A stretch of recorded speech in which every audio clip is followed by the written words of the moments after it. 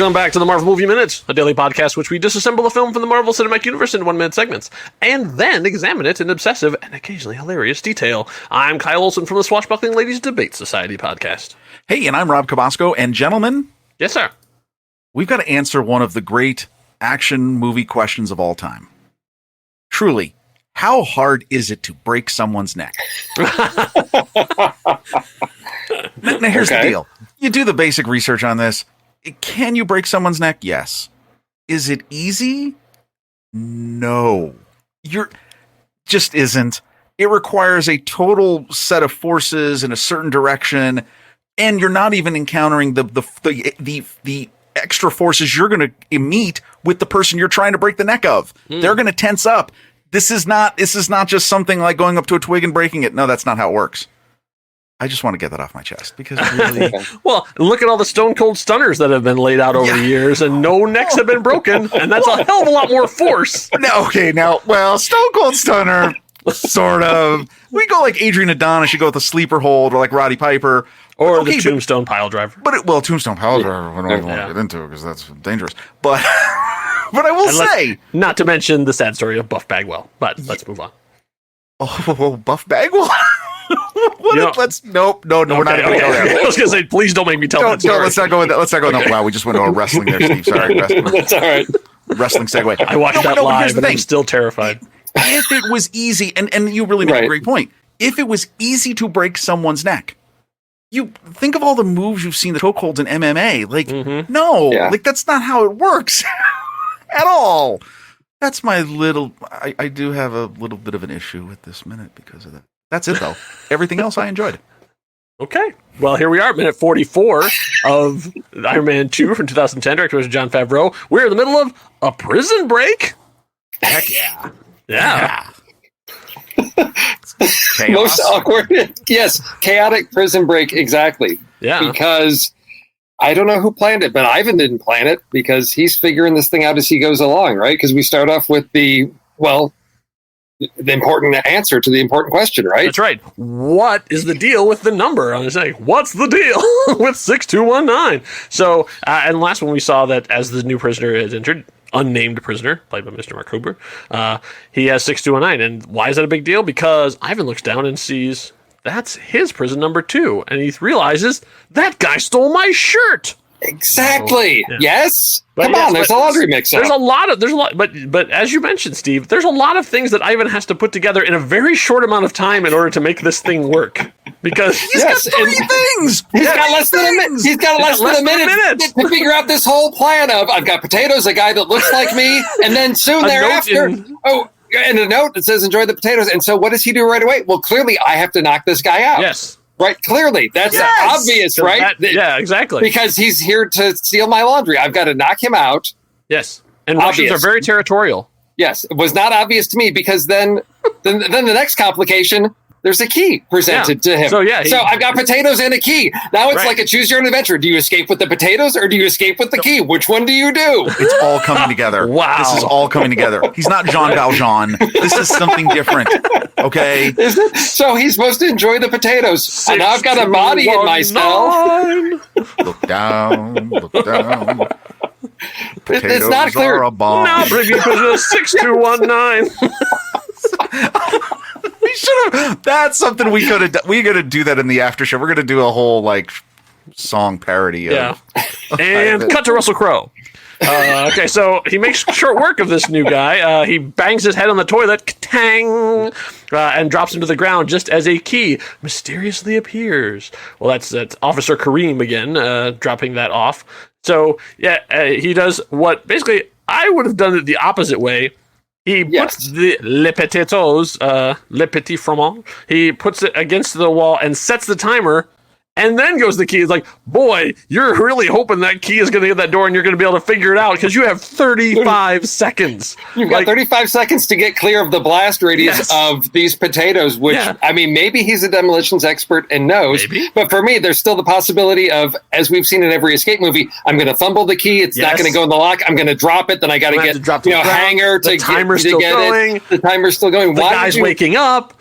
It's not the right key. He Yeah, gave me the wrong key. Yes, because again, how does he know what the plan is? How does he know this is the key for myself? And how does he know the potato? Why not put the potatoes on the lock to blow the lock, right? It's almost like this plan wasn't very well thought out. Okay. Well, or not communicated to him. Does he feed the potatoes to the guy and then start the timer? All right. What are the potatoes for? He's supposed to enjoy them. Maybe there's 2 issues with this minute. So, Two? he slams the Just potatoes two? against the wall, starts the timer, unlocks the door, casually walks out, just a guy on a stroll. Pay no attention to me. Because clearly the message of enjoy the potatoes tells him where he's supposed to walk to and what he's supposed to do on his way there. Or it's in the 6219 or something, because now the door's unlocked. Where am I supposed to go? I'm still in a prison. Unless this is the master key that gets me out, I'm just going to stroll. Does he have the key with him? I don't think so. So what is his plan? Right? He has no. He's just counting on the kindness of strangers, right? Yes, he's counting on the kindness of strangers to get him out. What it is. That's the thing. It's like he is not the mastermind of this thing. He's just like, all right, let's see what happens next. Like that's okay. Now I'm in the hallway. Now what? Exactly. That's this is what I like about Ivan in this is he's just like has zero plan, near expectations. Just like, okay, well, they're back in a cell, but okay, sure, great. I was like, I have no problem with Ivan in this at all. Like, okay, I'll fight this guy. I'll set off this bomb. I'll open the door. Now what's going to happen? Now for him, this is great. Like, what's going to happen next? Are they taking me to Disneyland? What is this? This is amazing. Should have unlocked the door before he set the bomb. Should have unlocked the door. Sure. But he wanted a little thrill. Breaking that person is not enough. Like, I'm going to put a little tension on it too. Yeah. Right. Yes. So as he's like casually just strolling down the middle of the thing, like, I wonder what's going to happen to me next. Like, this is going to be a really weird day. He gets stopped by a cop, and this is actor Matthew Laurenceau. He is a Frenchman, which is why they have him speaking French, because several of the police officers in this thing are not French, and you will not hear them speaking because they're not French guys at all. So he has 54 stunt credits at IMDb. His first gig was also on Highlander, the series.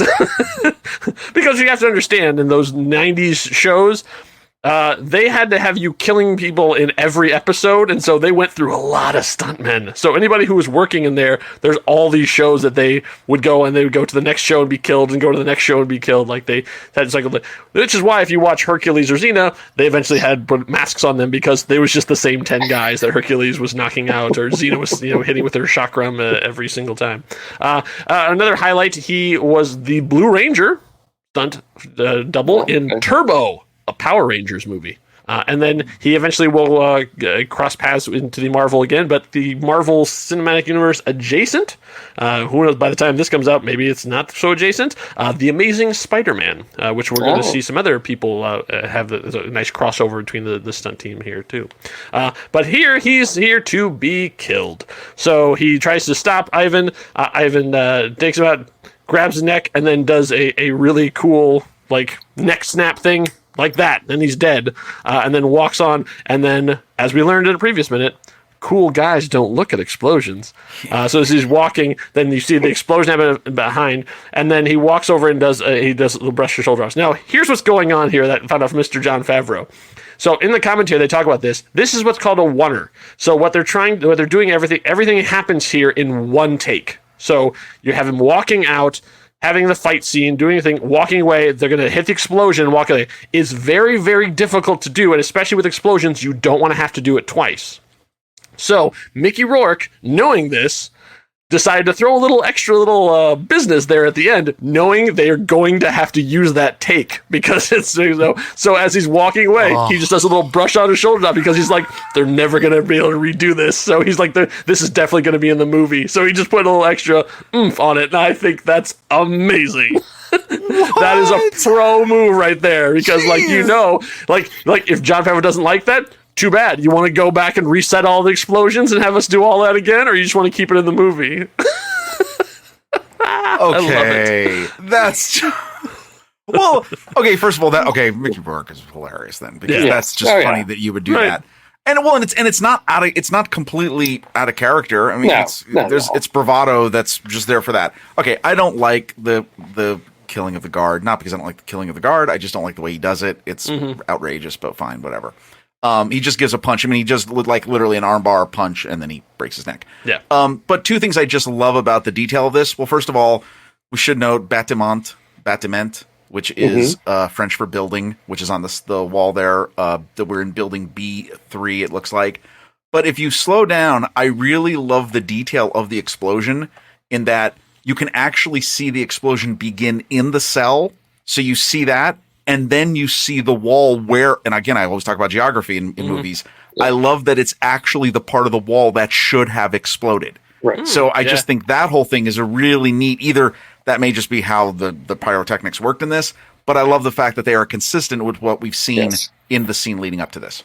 So as they're going down, then obviously, like we're talking about, Ivan has no idea what's going to happen next. So he's like, okay, so I can go down the stairs and leave. So he goes down the stairs, and then all the police are running in. He's like, oh, I don't go down the stairs. Okay, so he turns back around and goes back upstairs, and then gets grabbed by two guys. So there's Officer Kareem again. And then also he's joined by another guy in the background, and that's Timothy James Driscoll, known as TJ. What you'll notice about him is he has a very prominent mustache. Yes, he actually has two different credits as mustache guy. two different jobs that he has done. He has 32 acting credits on IMDb. He was a couple highlights are We Bought a Zoo and Live Free or Die Hard. And he is not French, which is why he does not speak at all in this. Like, his job is basically just to be the other guy. So he and Officer Kareem grab Ivan, throw a bag over his head, and then throw him in the back of a van. But they go down the stairs, though. So clearly Ivan was going in the right direction.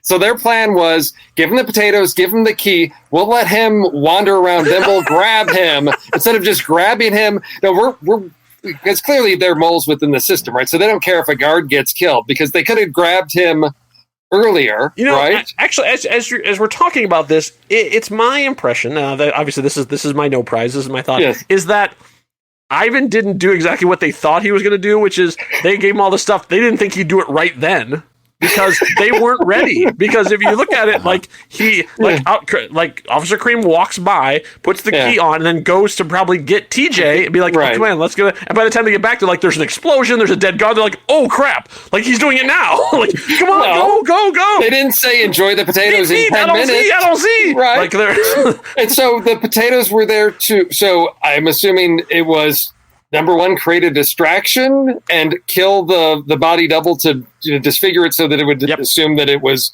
Ivan, right? So we've got those two things. So the question would be, okay, clearly Ivan killed himself with a bomb he smuggled in, so we have the worst security ever, that he was able to smuggle something in. We didn't do a good enough search for this, or he blew himself up for whatever reason. And so if that's the distraction, then okay, I'll go with that. It's a distraction. So then they know he's escaped, right? Now, I don't know. And then, so again, these guys did not telegraph their intentions very well for the escape plan in counting that. So we just saw him break the neck of one guy. The whole plan was come up within about 12 hours. So we just saw Ivan break a guy's neck, but clearly his kryptonite is a bag over the head because then he is not able to fight against these guys, and he assumes, rather quickly that these are the guys that are here to help them because they don't tell him, hey, come with us, we're helping you. They just put a bag over his head. So there's so many questions I have. Perhaps he's like so many questions that when you put a bag over his head, he just falls asleep. Well, sleep. It's dark now. It's dark, and and then they can throw him in a van, right? I just want to say, I don't think you guys are giving it credit enough. He absolutely figured it out as soon as he knows that someone has passed explosives to him.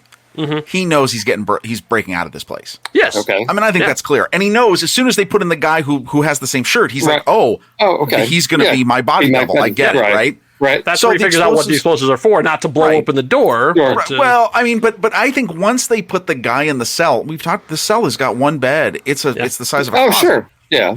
They know this is it. That's the go when they put him in there. And I think they are ready for this. Yeah, I mean, I totally understand this. You're missing the part of this that doesn't make sense is how quickly they put the handcuffs on him. Yes. Like he's going down the stairs, right? He goes back up. They put the hood on. The hood. Yeah. Total, you're disorienting someone immediately. I mean, that no matter who you are, you're going to be disoriented. But then in the next second, he's turned now the other way and he has handcuffs on. That kind of bugged me a little bit. Well, I think, from Ivan's perspective, if they wanted him dead, They wouldn't have given him the C4. Exactly. They just like thrown it at him and said, bye. Right. So he knows that he is being taken out of here. He doesn't know where he's going or who's behind it or what's going to happen, but he knows they're not there to kill him. So by the time they put the bag on and they're dragging him, he's like, okay, I'll go with this. Because that's the thing. From his perspective, it's like, great. What happens next? Like, I'm having a great day. Yeah, it's a bummer story though about that guard who wasn't in on it, right? Who ended up getting killed. Yeah, right. Yeah, what his story. Poor Matthew. Yeah, just going about his job. Well, because obviously some of these guards are in on it, as we see. I mean, the one that drops off the key, I mean, clearly is part of this. But yeah, I mean, I'm okay with all this. Okay. So they grab Ivan, they handcuff him, put a bag on his head, throw him in the back of the van, and then they slam the doors, and that's when the minute comes to an end. And it's beautiful Perfect. timing. Like that's exactly like in the darkness of the van is where the minute ends. That just gives me such a sense of joy. It's the small things you learn to appreciate here in the Marvel movie minutes. Anybody have anything else we want to talk about in that thing, or you want to pivot away? No, I mean, I guess where do we go from here? Right, cut to black. And we're in the darkness, and where do we go? Are we back on the plane with Tony? Where are we going to go? I'm curious. I'm on the edge of my seat, wondering if I'm going to find out who made this masterful plan to break Ivan out of prison. If we find out what happens with Pepper and Tony, tune in next week, fans. Yeah, exactly. Will she eat that omelet? The world wants to know. That omelet's gone. But. So as Ivan is navigating his way through the darkness, we want to help other people navigate their way through the darkness. And the best way to do that is through reviews. If you give a review of our show, it helps raise the profile of our show and helps other people do it. There may be people out there who are huge fans of Iron Man 2 who are navigating around like, what's going on? What's happening? I understand. And we can help them, but only if you help us. So by giving us a review on any platform you want, from Apple Podcast to Pocket Cast, whatever you use. Google Podcast, I guess, is the new one. I haven't even tried that yet. But whatever it raises our profile and lets us know that other people are listening. And it's not just the three of us talking to each other about the same movie in the same room. So, a little bit for that, a little bit to help those fans out there who are wandering around in the darkness with a bag on their head in the back of a van, metaphorically speaking. Well, that's true. And just a reminder to everybody, listen, the reason why we talk about things like Discord and Facebook early on is that if you don't like the show, please let us know. We want to make you happy. Don't do it in the review. Come and tell us directly. Right. The review is for the people who are going to give us 5 stars and say it's amazing. Like, that's what that's for. Right. Get it right. Ugh. Constructive criticism for the social media. Reviews are just glowing. 5 stars for Park. So make sure you're here at minute 45 when we find out who the mastermind of this brilliant prison break is. And maybe we'll actually have a nice dinner as well, because I'm sure Ivan's hungry by this point. So make sure you do not miss it. Be back here at minute 45. Enough said. Bye.